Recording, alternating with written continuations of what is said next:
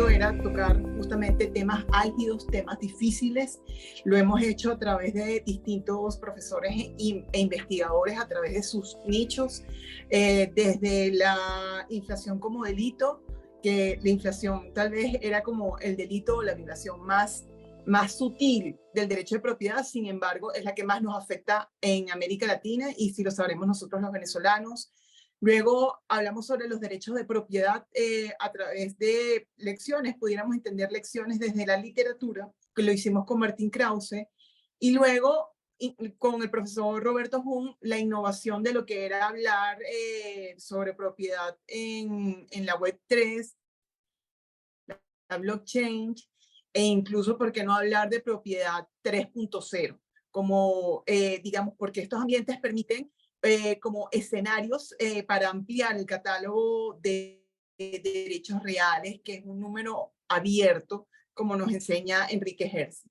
Y hoy vamos a hablar con Antonio Canova, abogado, doctor en Derecho, por mucho tiempo enseñó, y no sé si sigues enseñando, pero Derecho Procesal Constitucional y tienes obra escrita también en contencioso administrativo, pero te has ido por una línea en los últimos años completamente distinta, directa con los temas de derecho de propiedad, pero vinculado con educación, que muchos se preguntarán por qué ese giro en esta profesional y académico, en tu línea de investigación, porque lo último que has escrito es justamente sobre, digamos, los órdenes espontáneos que surgieron durante la pandemia y como una respuesta a los temas de educación que afrontamos aquí en Venezuela.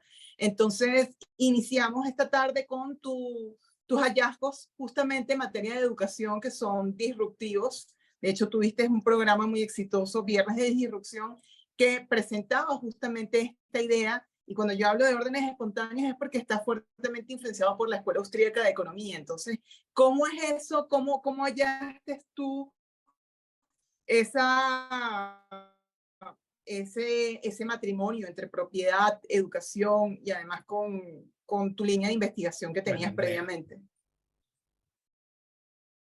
Primero, obvio, gracias. Gracias por invitarme. Se dice Libertad, el Observatorio Venezolano de Propiedad, a ti, al Instituto Mises Venezuela. Estoy muy contento de estar acá y poder conversar un ratito justamente sobre esto. Propiedad y educación. ¿Por qué estoy trabajando yo este tema? Yo creo que sí es la misma línea de investigación al final, porque mi línea de investigación amplia es ver cómo se organizan las sociedades de una mejor manera, y eso en buena medida también pasa por cómo se puede organizar la educación especial de los niños jóvenes de una mejor manera. Y lo que yo me vengo consiguiendo, lo que yo vengo encontrando, lo que yo he ido investigando y a las conclusiones a las que he llegado, es que en la medida, en tanto y en cuanto haya mayor ámbito de libertad en las personas, en todas, por igual, mejor funcionan las cosas, todas las cosas. Para decirlo al revés, en la medida en que no hay alguien dirigiendo y por la fuerza imponiendo a los demás una forma de actuar, entonces todo va mejor. Ese uso de la fuerza para organizar a una sociedad, y pareciera que no es solamente a nivel de sociedades, sino en general, no es la mejor alternativa y sin duda es la que intuitivamente todos pensamos que es indispensable para organizar y que funcione la sociedad.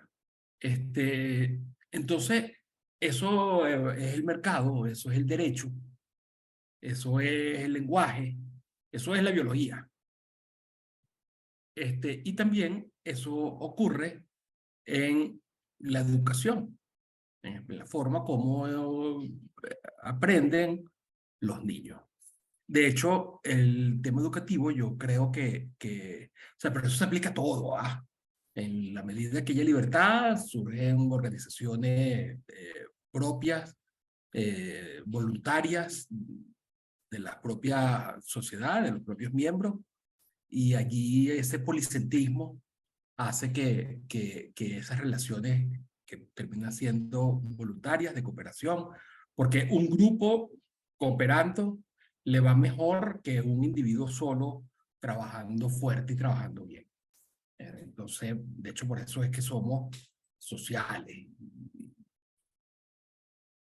Y en la medida de que eso ocurra, entonces, bueno, nos va mejor. Y en materia educativa, eh, es así. Toda la información apunta a que con más libertad educativa eh, funciona mejor desde el punto de vista de los estudiantes, de los niños, aprenden más, están más satisfechos, más felices. Eh, y tiene totalmente lógica y sentido. Entonces, a fin de cuentas estoy investigando básicamente sobre lo mismo. Y el tema de educación, obviamente, es un tema muy importante, porque estamos hablando nada más y nada menos que las ideas principales, iniciales, que van a tener todos los miembros de la sociedad, los niños. Y en esa época, esa edad es fundamental para los niños, para el desarrollo, la estimulación, para las experiencias, para el aprendizaje como individuo y miembro de una sociedad. Esa época, esa etapa es fundamental. Entonces, fíjense, si esa tendencia a la libertad en educación y mejores resultados desde el punto de vista del aprendizaje, la felicidad, la autoestima, el futuro de los niños, es cierta. Si esa correlación existe, si ese valor de la libertad en materia educativa es beneficioso, como está también probado, lo es en otros ámbitos, la pregunta que tú formulas acá es, bueno, ¿y qué tiene que ver la propiedad en todo esto? Y fíjense, hace poco, bueno, mis redes sociales son un desastre, ustedes saben, hice una pequeña encuesta, que al final respondieron 20 de mis seguidores, así que esto no tiene ningún valor. Primero porque son mis seguidores, y así que deben estar todos sesgados, y después porque bueno, la muestra es pequeñísima. Pero la pregunta que yo quería hacer, y voy rápidamente a compartir pantalla para mostrarles algunas cosas que tengo por acá, no como una presentación, sino para que vean. Fíjense esta pregunta que yo hice. ¿Existe alguna relación entre un monopolio estatal en educación y la negación del derecho de propiedad? Bueno, el 86% de las personas dicen que sí. Luego hice una pregunta que es exactamente la misma, pero al revés. ¿Hay relación, identidad entre propiedad privada en educación y un sistema de libertad educativa? Entonces ya ahí fue el 73% que dijo que sí. Eso quiere decir, bueno, uno de cada cuatro piensa que sí. Hay una relación entre la propiedad privada en materia educativa y la libertad educativa. De hecho, la propiedad y la libertad no están unidas. Podemos ser libres en una sociedad en la que no se reconozca la propiedad privada. Al revés, no es justamente el reconocimiento de la propiedad privada la que permite ámbitos de libertad a las personas. Porque la propiedad privada, si es fastidioso, arranca de la misma propiedad sobre el cuerpo, el trabajo, la mente, las ideas de uno. Con lo que, fíjense, si nosotros tratamos el tema educativo como un monopolio estatal, que es la visión generalizada en este tema, por eso que esto es un tema álgido, si nosotros entendemos la educación como una obligación del Estado y ponemos al Estado como obligado principal. Así lo dice la Constitución venezolana y prácticamente todas las constituciones latinoamericanas. Somos de los países que más establece que más tiene esa visión, más establece ese poder estatal sobre la educación de los niños. Si es así, si es un monopolio, entonces, bueno, yo que me dedico al derecho administrativo, les digo que todo monopolio supone que hay una persona, que sería el Estado, que tiene el poder no solamente de tener la propiedad en esa materia, sino en caso de que haya otra persona que tenga algún tipo de posición preferente, no sería exactamente propiedad en esa actividad, eso no sería un concesionario. Es decir, estaría sujeto necesariamente a las reglas detalladas, estrictas, que establece el Estado, que es el que tiene el monopolio. Serían concesionarios.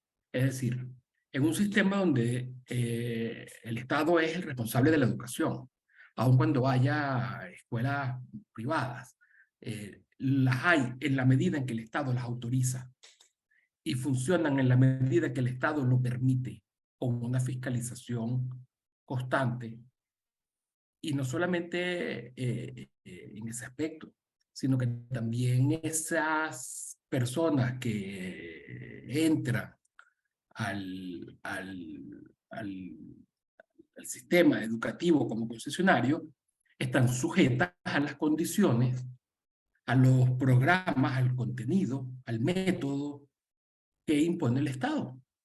Entonces, se regula de una manera prácticamente absoluta, total, todo el tema educativo.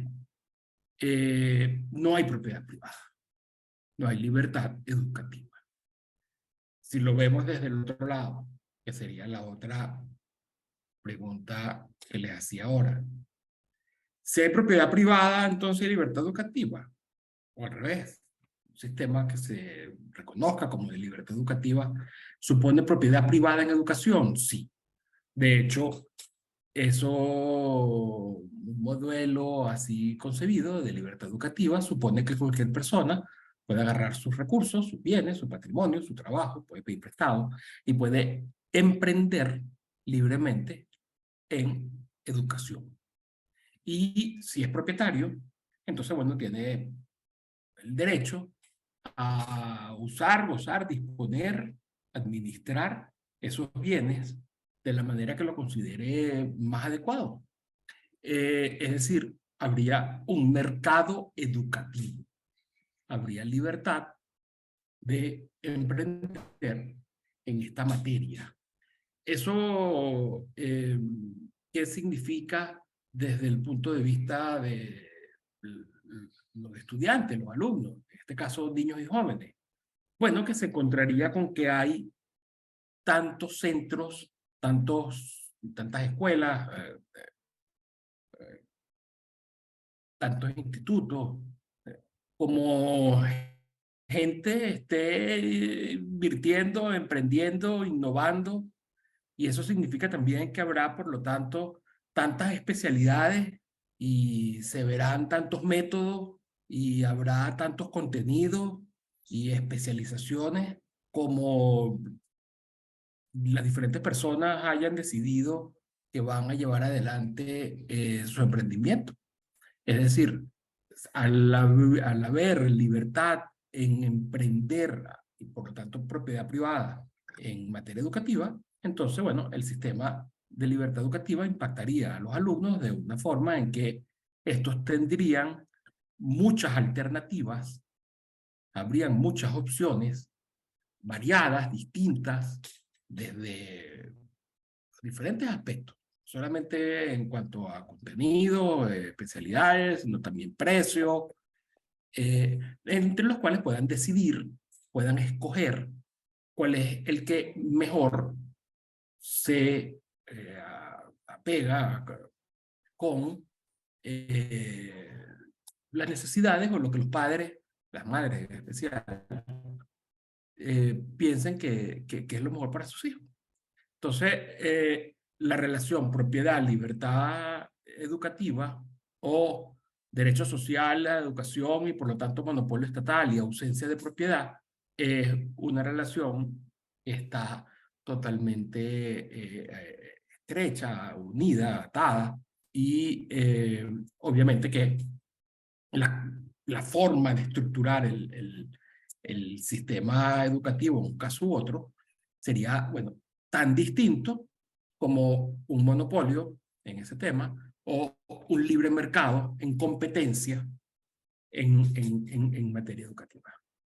Entonces, fíjate que a fin de cuentas estoy hablando de lo mismo, Andrea. Y el tema educativo es muy importante, porque ¿qué es lo que normalmente ocurre con la educación?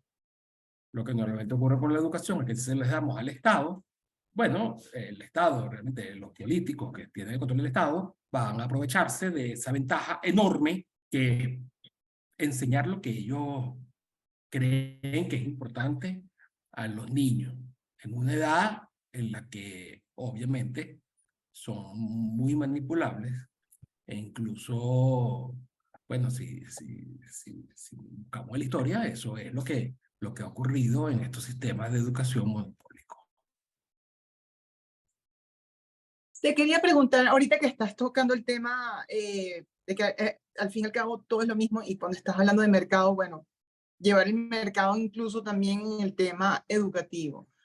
Aquí en Venezuela, o sea, yo desde niña, y tú también lo habrás escuchado, existía esta frase, el Estado docente.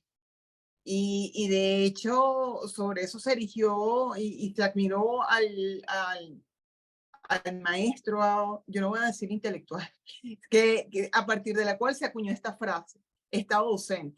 Obviamente lo que tú estás diciendo es disruptivo respecto de esta cultura que nosotros teníamos y tal vez todavía tenemos, ¿no? Si vemos el estado de nuestras universidades públicas o lo que se está tratando de hacer con las universidades en general, ¿no? ¿A qué atribuirías tú que nosotros en Venezuela hayamos edificado esa cultura del Estado docente y que de algún modo, no hablamos hoy en día de Estado docente, pero de algún modo seguimos Sí. esa tradición, esa cultura Bueno, fíjate, todavía? si tú tienes un país que pretendes justamente planificarlo a las personas, a la sociedad, moldearla, acomodarla a un plan central. De hecho, los planes quinquenales, que no solamente son de los países comunistas, sino que también nosotros aquí en Latinoamérica, todos los países los tenemos. Los gobiernos llegan con sus planes. Bueno, imagínate en la época de 1930, cuando todavía lo que se veía o lo que pensaba la gente en el mundo era que la Unión Soviética era un éxito, que qué maravilla ese sistema planificado, mucho mejor que el despelote, el caos del capitalismo estadounidense, además en plena depresión. Este, eh, todos los países, bueno, en Latinoamérica además por el impulso, por ejemplo, la CEPAL, aquí todos los países latinoamericanos eran países muy cerrados desde el punto de vista del mercado y que tenían la visión de que económicamente era necesario, bueno, planificar la economía, que es tanto como planificar la sociedad. Entonces te pregunto, si tienes a un gobierno que está planificando, la mayoría de los casos ni siquiera democrático, si es democrático es por un tiempito, un gobierno que tenga o que pretenda planificar a la sociedad y organizar para lograr justicia, felicidad y todas las cosas, todos los derechos, igualdad, etcétera, pues necesariamente va a tener que, por un lado, tener poder para controlar, dirigir, intervenir en la economía, pero también para imponer una serie de normas en, que va a regir directamente la vida diaria de las personas. El Estado lo tenemos desde que nacemos hasta que morimos. Pero además de eso, obviamente, un sistema así impuesto necesita violencia, fuerza, coacción. Para eso es el derecho hecho por el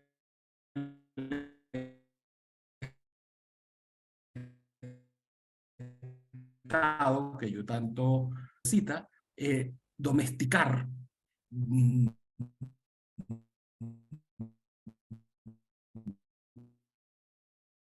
convencer a las personas de que acepten ese plan. Y qué mejor forma que agarrándolos desde niñitos a los efectos de inculcarles las ideas, los valores y las emociones que le lleven a las personas a no tener un pensamiento crítico, sino a aceptar lo que dice el jefe, Estado, o que lleve a las personas a dividir todos los conocimientos para que sea más complicado que se unan, que lleve a las personas a repetir una serie de ideas, en especial la historia manipulada. Fíjense, la historia de todos los países es más o menos igual, todas tienen ejércitos gloriosos, todos tienen un héroe, gloria de la nación, a todos le dicen que deben sacrificarse por los demás.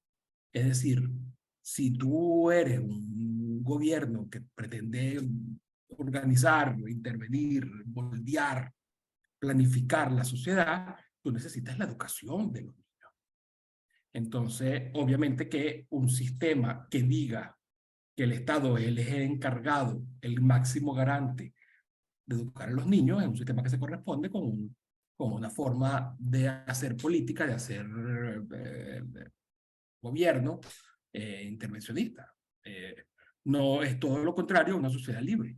De hecho, fíjate que cuando aquí el Estado docente, como tú dices, se sigue haciendo, aquí se establece cuál es el número, o bueno, ahorita ya sabemos dónde estamos, pero cuántos arquitectos, cuántos ingenieros, cuántos médicos, cuántos abogados hace falta, o cuántos trabajadores sociales, o tanto, y entonces se crean las materias, tanto a nivel de los niños y jóvenes, como también ya también luego en universidad, bueno, que sirva, que responda, que calce con esas planificaciones estatales.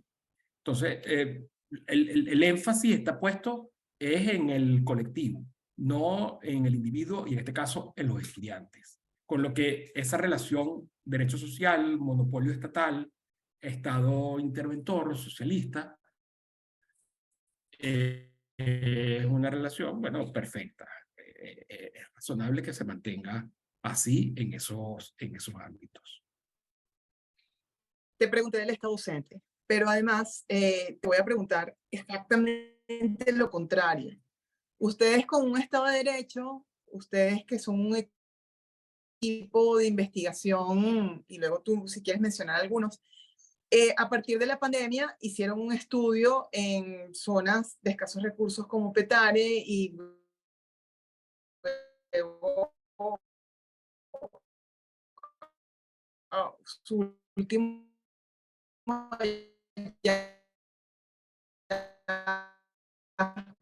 y del que no han salido es Montalbán. Años de pública, tesis, El Bello Árbol, adaptaron el libro que además es tu bandera. Si quieres, háblanos un poco de él para que también se lo recomiendes a los que están aquí conectados. Pero No ahora, de eso. perfecto.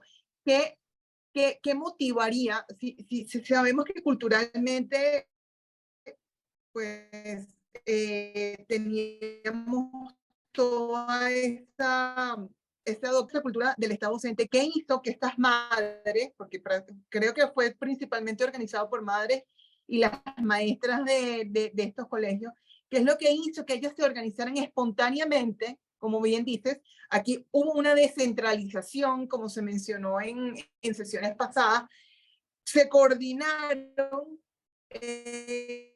no es que había una mano designando y planificando, ustedes hacen esto, no, sino ellas se organizaron como en el mercado e hicieron todo, tareas dirigidas, hicieron todo para que sus hijos no perdieran el año o digamos, no perdieran todo este tiempo en pandemia, porque creo que Venezuela fue uno de los países que más tarde salió de la cuarentena y de las restricciones que teníamos físicas, además de internet y otras cosas más que dificultaron pues que el año escolar se llevó a estas zonas que ustedes han estudiado y a estas madres y maestras a decir, no, nosotros vamos a encontrar nuestra solución Eso sí, privada, es el nosotras amor mismas. por sus hijos. Y se interesa, que se preocupan por ellos y quieren lo mejor para ellos. Y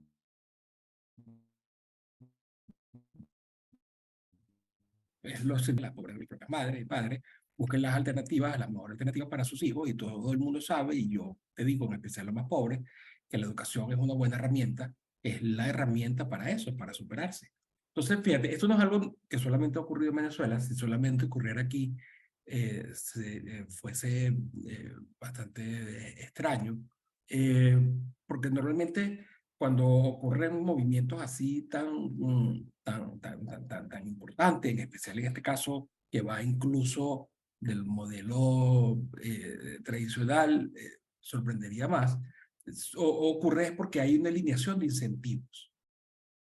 Ocurre ahí porque son muchas las personas que están pensando igual y que trabajando con otros pueden complementarse. Entonces, fíjate, nosotros conseguimos que tanto las familias por un lado, los niños por el otro, los maestros por el otro, eh, la catástrofe educativa monopólica y centralizada estatal por el otro, bueno, todo eso se juntó para que se diera en Venezuela lo que también se ha visto en otros países muy pobres en el mundo, pero que incluso se ve en países muy ricos.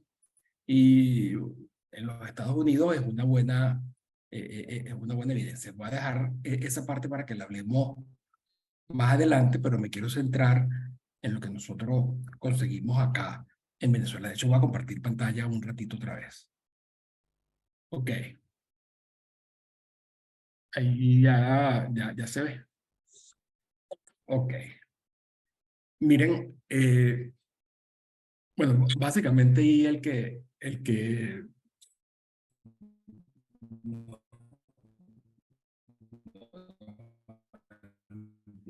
dirigió y no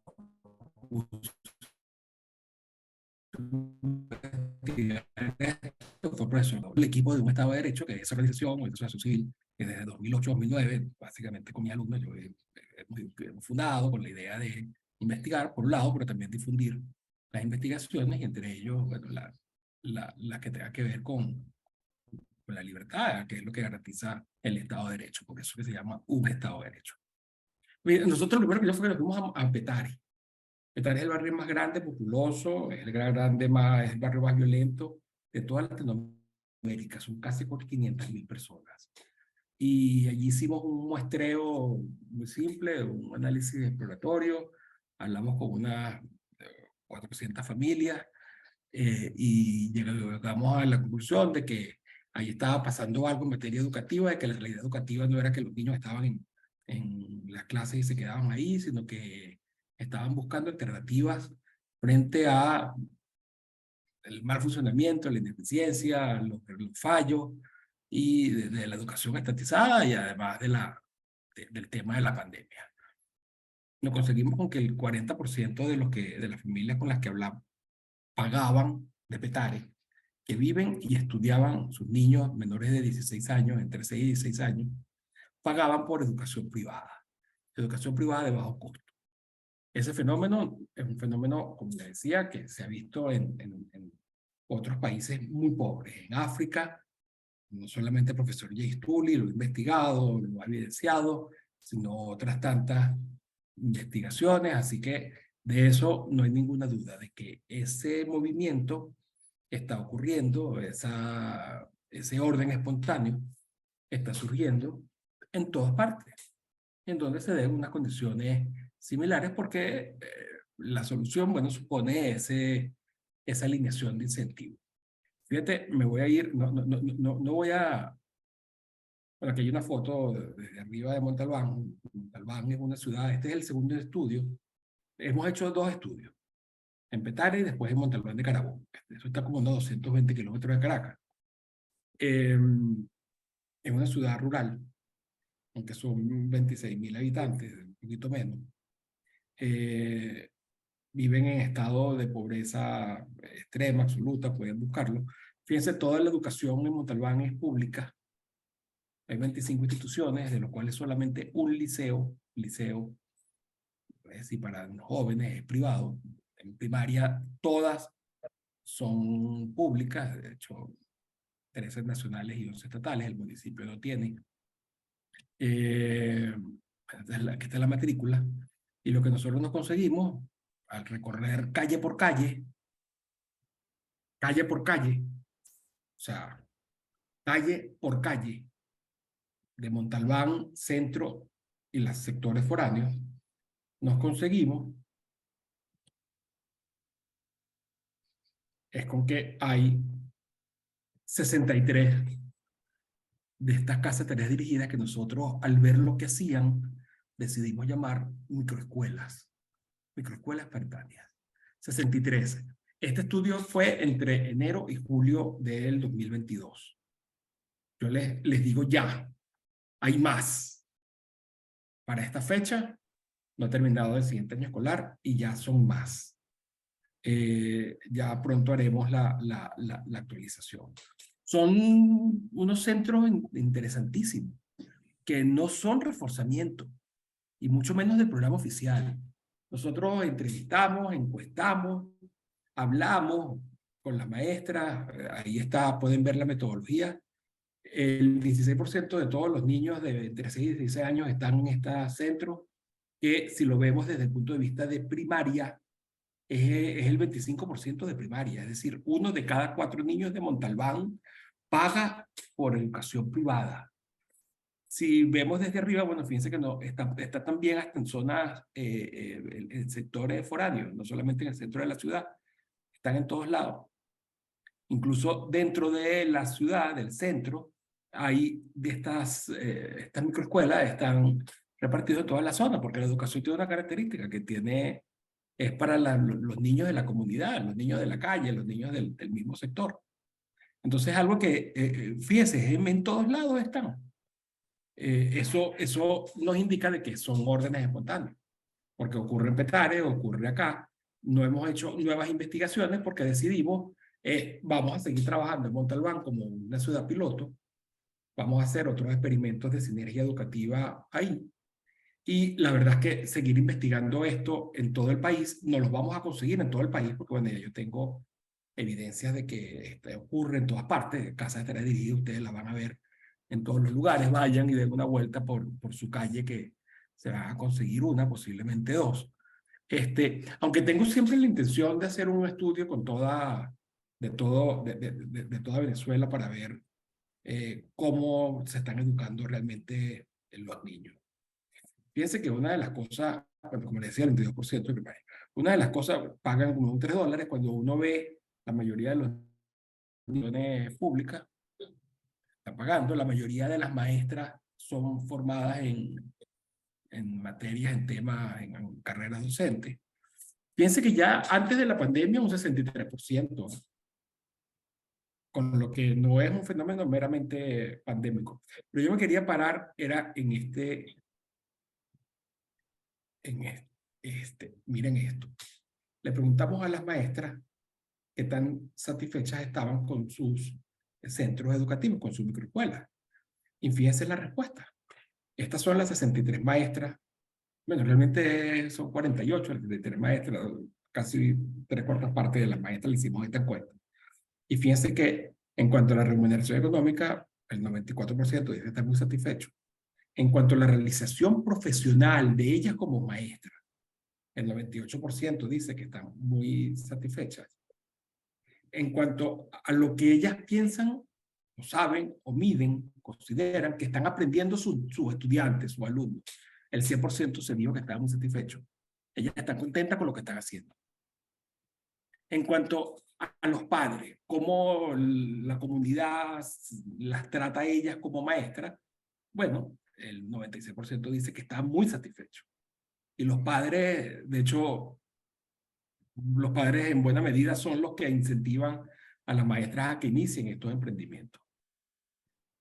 Y lo mismo se ve desde el punto de vista del reconocimiento de la sociedad. El 98% dice que está muy satisfecho. O sea, Y es que cuando tú eres el propietario y eres el empresario y decides cómo vas a hacer las cosas,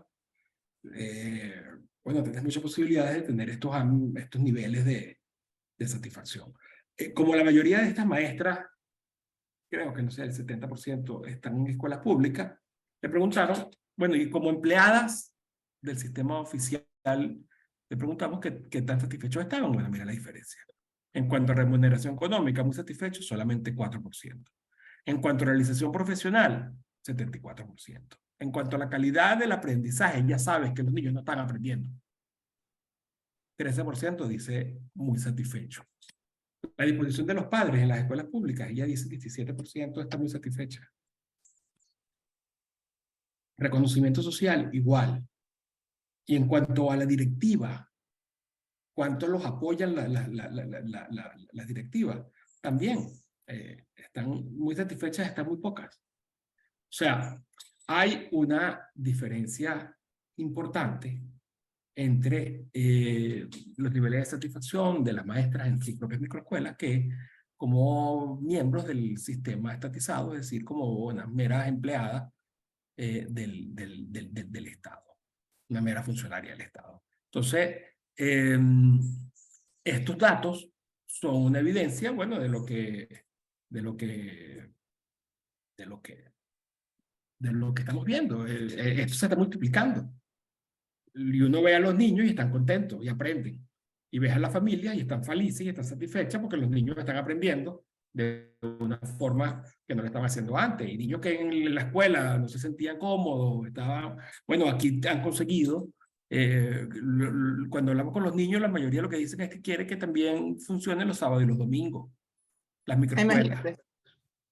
Entonces, esto mismo se está viendo en otras partes del mundo. Y es que la educación hoy está en un proceso de transformación. En buena medida, la pandemia obviamente que ayudó, pero las nuevas tecnologías ya nos permiten que la educación prácticamente sea gratuita y esté realmente al alcance de todos. Nosotros aquí estamos somos parte de ese proceso educativo. Ya la nueva escuela no es la escuela cerrada donde no, es la sociedad, es el día a día, es la vida. Y los padres están conscientes de que antes de tener a un niño que sea un soldado, que haga y repita las cosas que le impone el Estado y los políticos, prefieren que tengan un niño, una niña que sea más bien feliz haciendo, estudiando, dedicándose a lo que realmente le gusta, porque a cada quien le gustan cosas distintas. Entonces, la educación también tiene una tendencia a ser cada vez más individualizada, más personalizada, a poner el énfasis en el alumno, y estos medios tecnológicos facilitan esto. Una de las cosas que nos conseguimos en Montalbán y Carabobo, que en general, estas maestras tratan a los niños 2 días, 4 días a la semana, 2 horas por día. Y con eso es suficiente. Allí los niños aprenden. Y los niños mezclan de una forma o lo que hacen en el hogar, en sus tiempos libres, con lo que hacen en las microescuelas, con lo que es muchísimo más natural, integral, y eso es lo que estamos consiguiendo. Y fíjate, de ahí no hay una planificación, ni hay coacción, ni ahí todo el que está es porque está voluntario, al extremo de que, bueno, hacen un enorme esfuerzo por pagar. Fíjate que voy a volver a compartir pantalla porque quiero que vean, espérate que no sé si está compartiendo y, Bueno, yo veo ahorita. ok. Fíjate que una de las cosas que hemos querido hacer, ahí no sé porque no se ve del todo, que hemos querido hacer es esto del bello árbol Montalbán. No sé por qué no se ve bien. Pero el bello árbol Montalbán es una red que hemos favorecido, estamos intentando formar en Montalbán, utilizando Montalbán como un piloto, les decía, para ver en un año, en 2, cómo puede funcionar este grupo de microescuelas que no estaban conectadas, que no estaban articuladas, que no compartían información, experiencia, alumnos. Estamos haciendo una serie de experimentos en ese sentido. O sea, estamos intentando ver, bueno, cómo puede mejorar si tienen esa articulación, e incluso si conseguimos para ellos que la comunidad se involucre, que los empresarios de la zona participen, y hemos avanzado muchísimo en eso. De hecho, ya tenemos una red de casi 40 maestras, directoras de microescuela constituidas, funcionando. Hemos tenido unos avances increíbles. Estamos investigando, por un lado, porque son en buena medida experimentos, pero también estamos actuando y de alguna forma favoreciendo este orden espontáneo, y los resultados han sido espectaculares. Este fin de semana pasado estuvo allá un equipo, un Estado de Derecho, realmente estuvo el profesor Claudio Jaffe, estuvo Mari León, estuvo Derey, Ana Cecilia y varias de los otros miembros que están allá en Montalbán en unas reuniones. Una de las cosas que estamos haciendo es, bueno, vamos a medir qué tanto aprenden los niños en comparación con otros. Y para eso hicimos un acuerdo con una organización interesantísima, síganla en las redes, Motores por la Paz. Ellos son una organización que están también aliados con la Universidad Metropolitana, acá en Caracas, y ellos le hacen exámenes, llaman Olimpiadas Recreativas, en matemáticas y lengua. Este año se inscribieron 36.000 niños en toda Venezuela. Bueno, entre esos 36.000 niños inscribimos a 81 niños de la red de Yo Árbol Montalbán. Con lo que vamos a tener entonces un tercero objetivo especializado que va a hacer estos exámenes, porque son unos exámenes de matemática y otros de lengua, y vamos a poder ver estos niños cómo están en comparación con el resto de los niños, tanto del Estado, o en ese caso Carabobo, como de toda Venezuela, 36.000 les estoy diciendo. Los resultados de los años anteriores son horribles en Venezuela. El promedio no llega a 0,7, 0,6, 0,7 en matemática y 0,9 en lengua.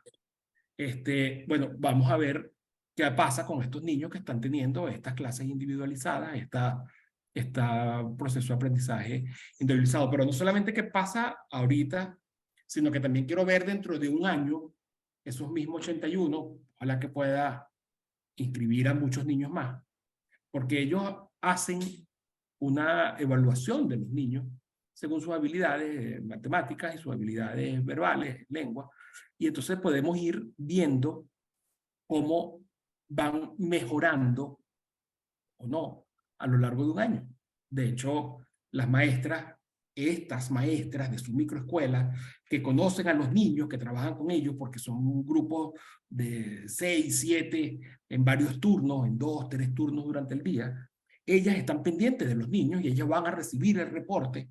No va a ser que le va a llegar el reporte al director de una escuela pública cualquiera, porque entre estos 36.000 alumnos que están haciendo, que van a participar en las Olimpiadas Recreativas, hay muchos de escuelas públicas.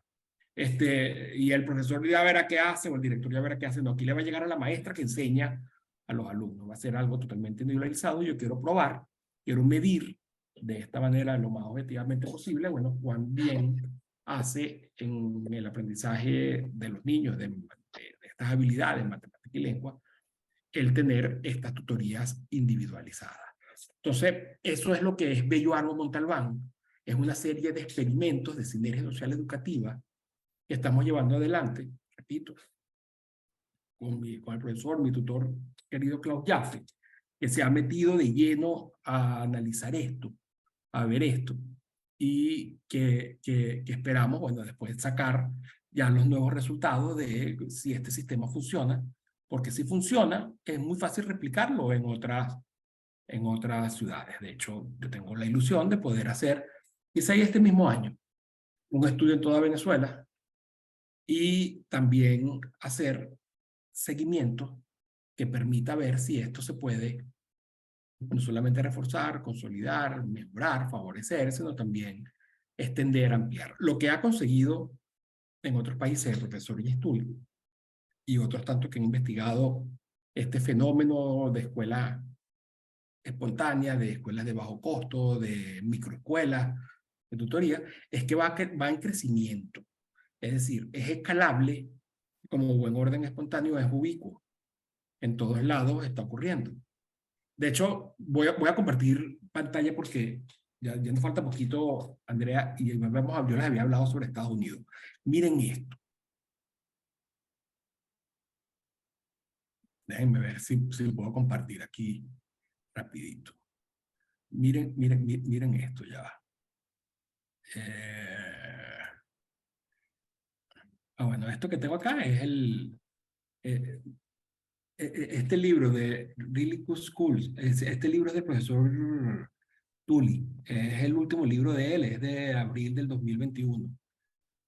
No solamente El Bello Árbol, sino que también en este tienen cómo conseguir ahí una serie de información más actualizada. Sino, miren, recomendación, aunque si siguen mis redes seguramente lo han visto. Esta profesora estadounidense, Terry McDonald, ha venido escribiendo, investigando, trabajando todo este tema. Tiene un libro que se llama Sin Escuela. Pero además tiene un podcast semanal donde ella viene entrevistando a profesores normalmente de escuelas públicas que se retiran y deciden emprender en educación y montan sus microescuelas. De hecho, ella escribe normalmente en la revista Forbes, pero también, bueno, en el mismo FI, que es la Fundación de Estudios Económicos, y ustedes ven los estudios y bueno, se van consiguiendo cómo se va creando, generando este fenómeno, este movimiento de libertad educativa. No es tanto libertad de escuela, school choice, sino libertad educativa, porque son diferentes alternativas que van surgiendo desde el homeschooling y homeschooling hasta, en especial, este tema de las microescuelas. En Estados Unidos, en cuestión de poco tiempo, más de 2 millones de alumnos se han ido, en poco tiempo este año pasado, 2 millones de alumnos han salido de la educación estatal y más bien se han inscrito en estas alternativas privadas. Entonces, échenle un vistazo a Kerry McDonald, a las redes y al podcast y a los artículos. Y fíjense esto, en Estados Unidos sigo. El Centro Nacional de Microescuelas, es una organización privada, está apoyando a estos ambientes pequeños de aprendizaje, de enseñanza. Es algo realmente increíble. Es que, bueno, funcionan en especial en zonas rurales en Estados Unidos, aunque también en ciudades, ¿no? La zona más pobre de Nueva York, en el Bronx, y se consiguió de estas microescuelas por todos lados. Piense que hace seguimiento, echen un vistazo a esto y se meten en la página y lo buscan bien. Fíjense, estos son los estados dentro de los Estados Unidos que han decidido comenzar a dar financiamiento a los estudiantes en vez de al sistema. Y de estos, a partir de las elecciones de noviembre del año pasado, de las midterms, acá son 22 estados los que han creado legislación para financiar a través de cheques escolares, diferentes tipos, vouchers, cuentas bancarias, para financiar directamente a las familias. Financiamiento, bueno, cada estado tiene una ley distinta. Una de las cosas que se está viendo en los Estados Unidos, que es propio de un sistema federal, es que los estados entre sí están compitiendo. Entonces, uno que no tenga estos vouchers educativos, bueno, las familias comienzan a mudarse para el estado del lado, porque están viendo que sus niños van a estar mejor en una de estas microescuelas, o en alguna escuela distinta a las tradicionales estatales, que son estadounidenses y gastan $30,000 por alumno al año, pero son una porquería. No las pueden, madre lo prefieren. Están viendo cómo sus niños aprenden más Y con las nuevas tecnologías, ni les digo. Esta es una tendencia enorme de ir dando sindicatos de profesores. Pero el sindicato de profesores en Estados Unidos parece que no tiene mucho más que hacer que aceptar que esta es la nueva realidad. Y cada vez más profesores dejan de serlo para dedicarse a emprender.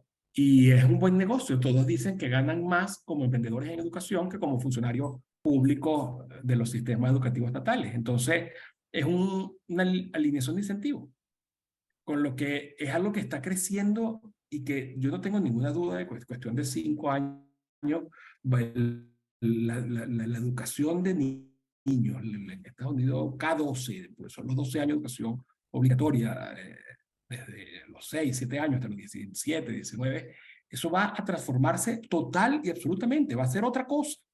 Olvídense de esa regla que es tan absurda en Estados Unidos de que uno tenía que llevar a sus hijos al colegio de la zona postal, del código postal en que uno viviera.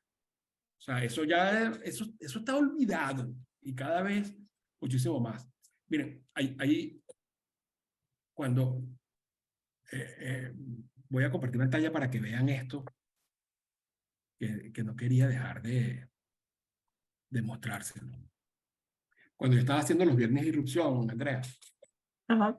yo siempre, bueno, sabes que yo soy un fanático de la lectura y de los libros, y además que soy tan curioso que yo a todo el mundo le preguntaba justamente lo mismo. ¿Qué es lo que estás leyendo?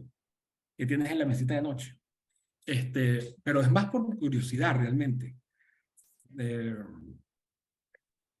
Y el profesor Klaus Jaffe, cuando participó con una charla que se llamaba Derecho Experimental, que es justamente lo que estamos haciendo ahorita con el Bello Montalbán, él lo que nos dijo es, no, lea Wikipedia. Y realmente fíjense en Wikipedia. Wikipedia es una enciclopedia descentralizada, donde no hay jefe, dueño, no tiene, es una enciclopedia abierta, es lo más parecido a un blockchain, es lo más parecido a un Bitcoin, en enciclopedia, en dinero, es lo más parecido a cleros en justicia.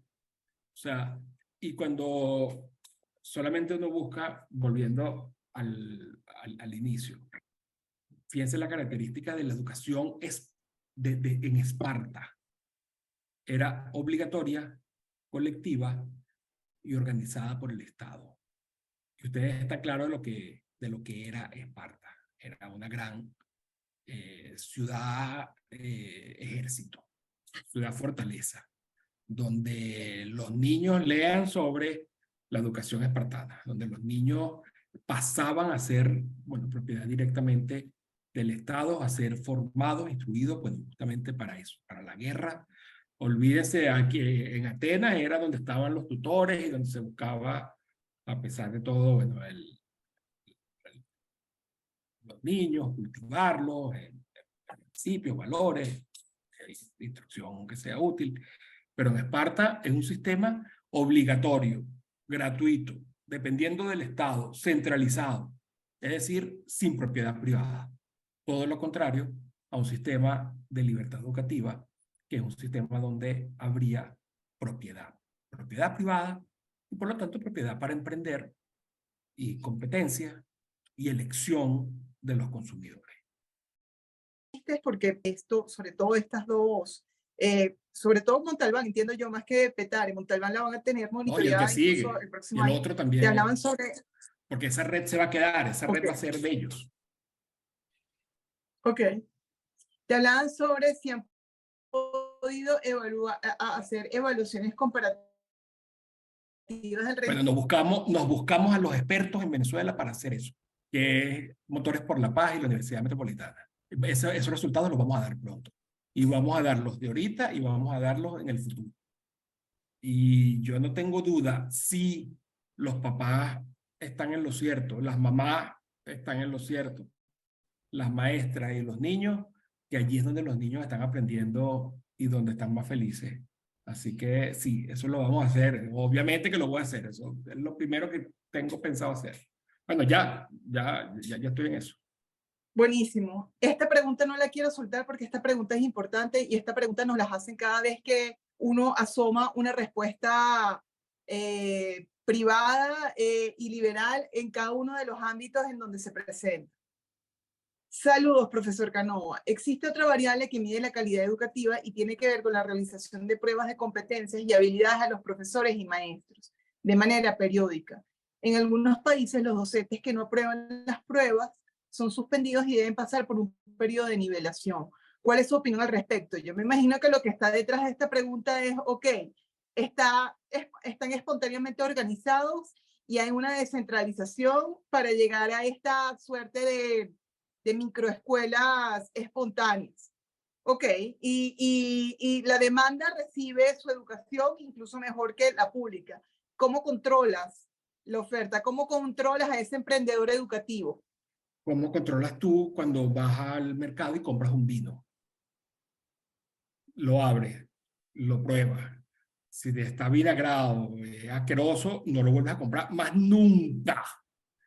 ¿O es que tú eres tan tonto para comprarte un mal vino una y otra y otra y otra vez si tienes otras alternativas al frente? Entonces, es donde está la alineación de incentivos. Los papás y las mamás, la familia, quieren lo mejor para su niñito.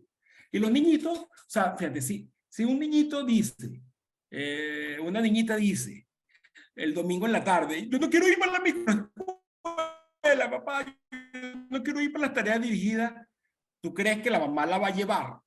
No la lleva. Averigua qué es lo que está pasando. ¿Cuántos niños dicen que no quieren ir para la escuela? Yo bastante que me escapé y me jubilé y me dije que me enfermaba cuando iba a la escuela. Y era de los mejores estudiantes porque bien gallo que era. Entonces, ¿quién hace ese control?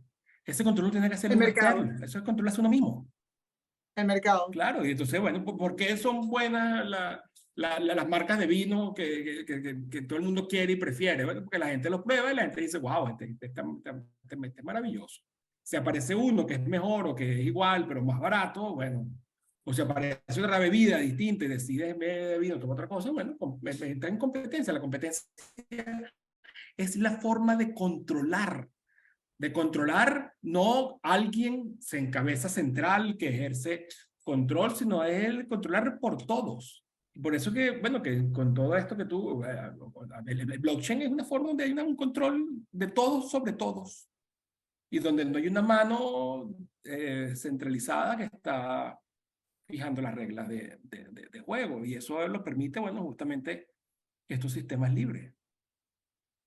Es que a mí me llama poderosamente la atención que si, se confía en los controles estatales o los controles que uno conoce y nunca en el control que nosotros como formando parte del mercado podemos ejercer. Y nosotros los venezolanos, si seguimos confiando en que el Estado y los políticos ahora sí lo van a hacer bien, la verdad es que nos merecemos lo peor. O sea, lo peor. Ciertamente. Aquí alguien está haciendo una reflexión y dice, hay una reflexión pedagógica muy parecida a algunos aspectos de su exposición, pero ubicada en la acera contraria. La teoría de la descentralización social de Ivan Illich aboga por la abolición de la escuela obligatoria y la institucionalidad gubernamental educativa para anular los efectos nocivos del currículo oculto. Obviamente hay diferencias en lo profundo, pero me llama poderosamente la atención las evidentes coincidencias. Se parece mucho con el trabajo de Illich, que es un trabajo de los años 60, 70, sobre la escolarización. Y fíjate, al final es que en ese momento no había estas tecnologías. Si ustedes se dan cuenta, ahora, con esta tecnología, en Internet están todas las clases, con todos los profesores, con todos los métodos, con todos los ejemplos, con todas las evidencias. O sea, uno en Internet puede conseguir toda la información gratuita. Los cursos son gratuitos. Entonces, la educación, yo se lo digo en serio, Camila y Diego, mis hijos, yo pagué bastante por la educación de ellos. Siempre estuvieron obviamente en educación privada porque yo me cargué de eso.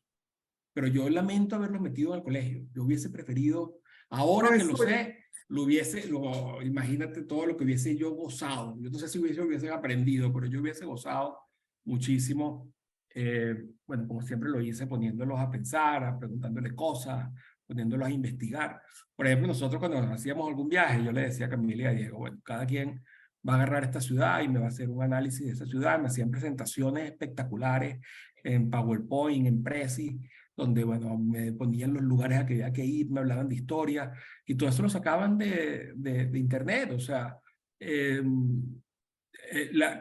de hecho, una de las ideas que nosotros tenemos con la red El Bello Árbol Montalbán es que al fin de cuentas es como una gran escuela, porque fíjense, estamos haciendo una de las cosas que el profesor Claudio Jaffe se ha empeñado en llevar adelante, es hacer una plataforma virtual donde podamos reunir a la red, donde la red tenga contactos, donde la red, donde haya contenido que ellos puedan compartir, donde y a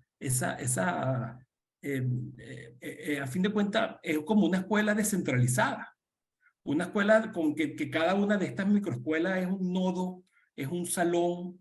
De hecho, ahorita para las Olimpiadas Recreativas, lo que hice fue, como ellos piden es la escuela y ponen la sección, bueno, la escuela es el Bello Arroyo Montalbán y cada una de las microescuelas es una sección. O sea, a fin de cuentas es esto, es una educación descentralizada, que se vale de las tecnologías para,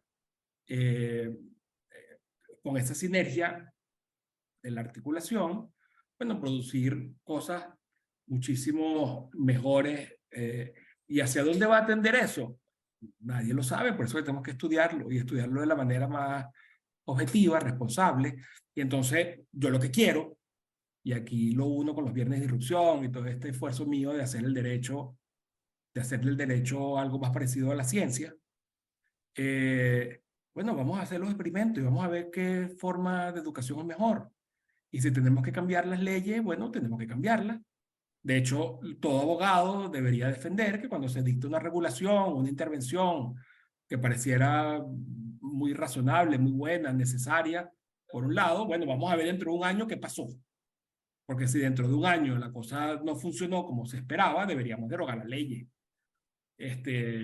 Aquí se dictan las leyes y no funcionan y se quedan. O sea, por ejemplo, si nosotros analizamos la ley de estatización del petróleo en Venezuela, esa ley la debimos haber derogado desde los años, por lo menos en el 82, debimos haberlo derogado.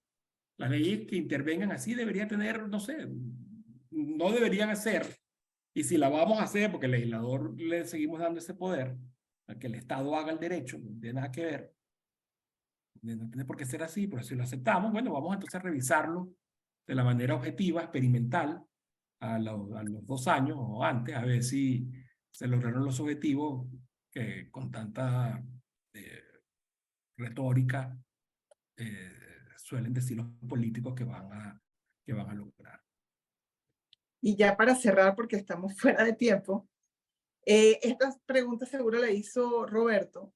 Muchísimo gusto en saludarte en esta oportunidad, Antonio. La semana pasada conversamos de las posibilidades que blockchain nos otorga para poder documentar nuevas formas de derecho de propiedad, lo cual es totalmente posible.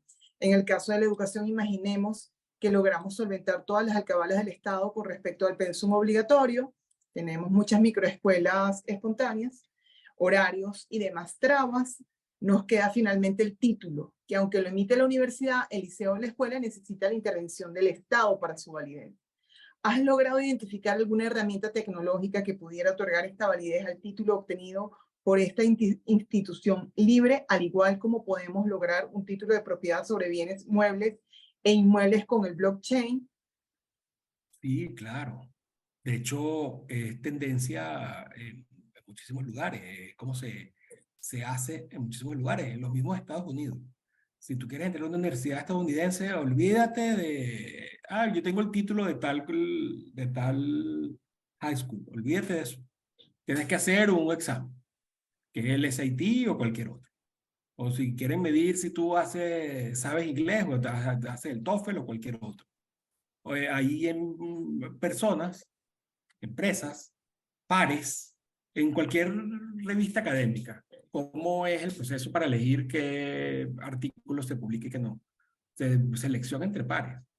Es decir, Y con las nuevas tecnologías, nada, tú tienes al alumno y cualquier persona podría evaluarlo, validarlo, y por lo tanto, bueno, termina contratando. Lo que haya un monopolio estatal en la educación es lo que nos lleva a que haya también un título que entrega el Estado, que es fruto de ese monopolio, que es el que certifica, y al final no certifica nada, porque, bueno, miren cuáles son los incentivos del Estado.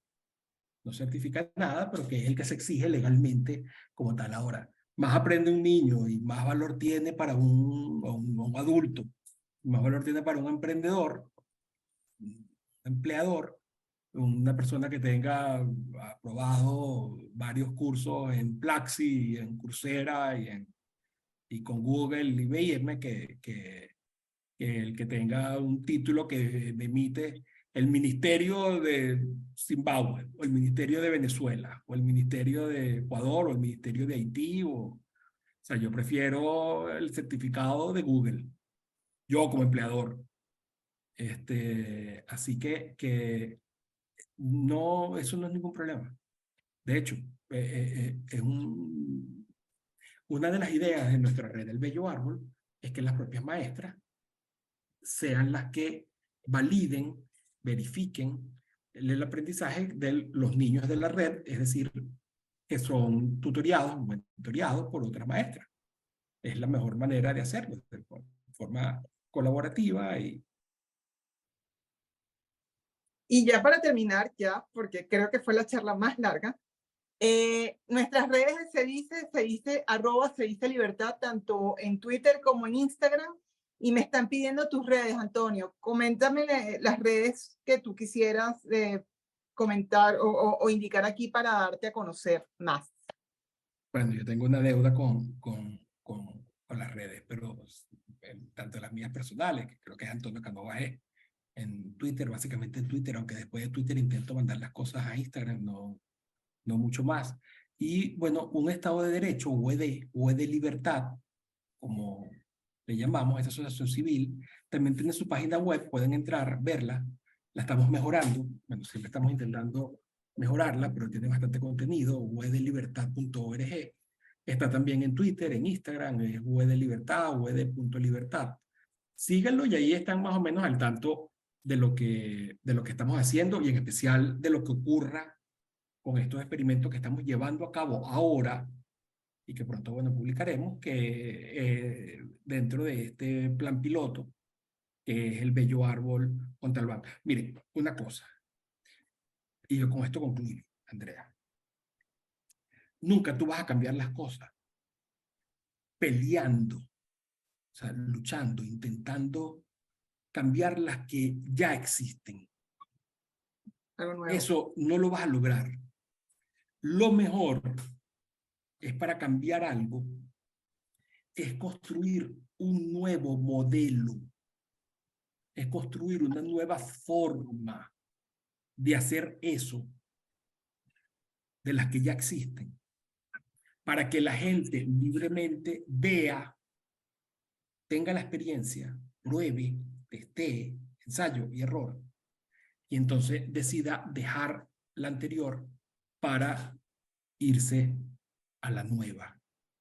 Entonces, es crear un nuevo modelo que funcione mejor. Eso, hoy, en Venezuela, en la educación, nada más y nada menos que en la educación de los niños y jóvenes, está ocurriendo. Hay un nuevo modelo que está emergiendo y los que lo prueban dicen que es mejor. Es un modelo con propiedad privada. Es un modelo con libertad. Gracias, Antonio. Gracias por tu tiempo. Gracias porque te dedicaste a esta investigación. Te has dedicado en los últimos años a esto. Muchos de nosotros te lo agradecemos enormemente. Eres inspiración también, seguro para los que se han conectado, que son muchos te conocen. Así que nuevamente gracias por participar en este ciclo y gracias a los que se conectaron. Estamos en contacto para una próxima oportunidad. Gracias.